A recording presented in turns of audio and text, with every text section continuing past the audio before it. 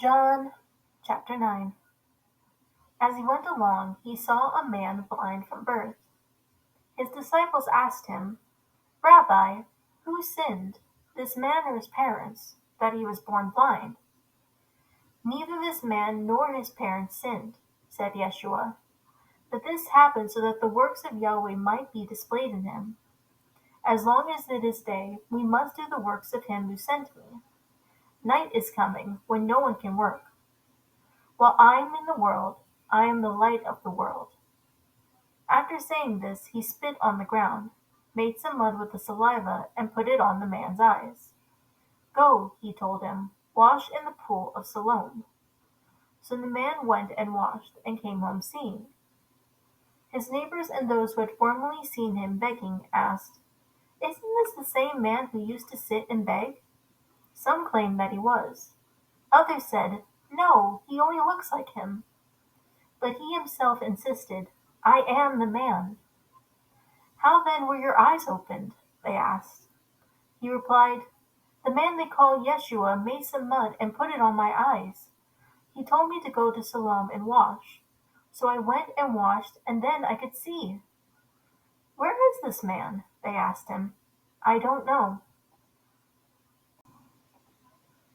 They brought to the Pharisees the man who had been blind. Now the day on which Yeshua had made the mud and opened the man's eyes was a Sabbath. Therefore the Pharisees also asked him how he received his sight. "He put mud on my eyes," the man replied.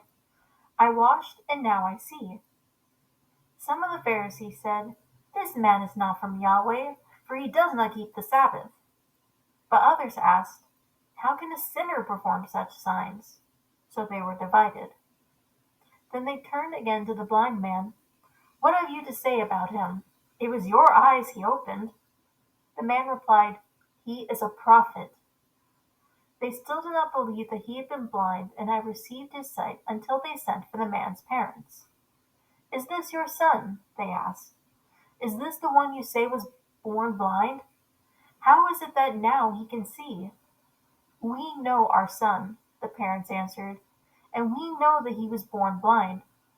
But how he can see now, or who opened his eyes, we don't know. Ask him. He is of age. He will speak for himself." The parents said this because they were afraid of the Jewish leaders, who had already decided that anyone who acknowledged that Yeshua was the Messiah would be put out of the synagogue. That is why his parents said, "He is of age. Ask him." A second time they summoned the man who had been blind. "Give glory to Yahweh by telling the truth," they said. "We know that this man is a sinner."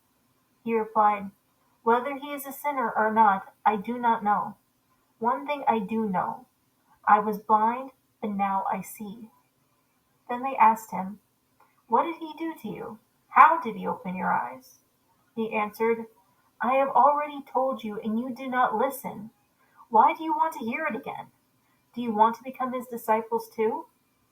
Then they hurled insults at him and said, "You are this fellow's disciple. We are the disciples of Moses. We know that Yahweh spoke to Moses.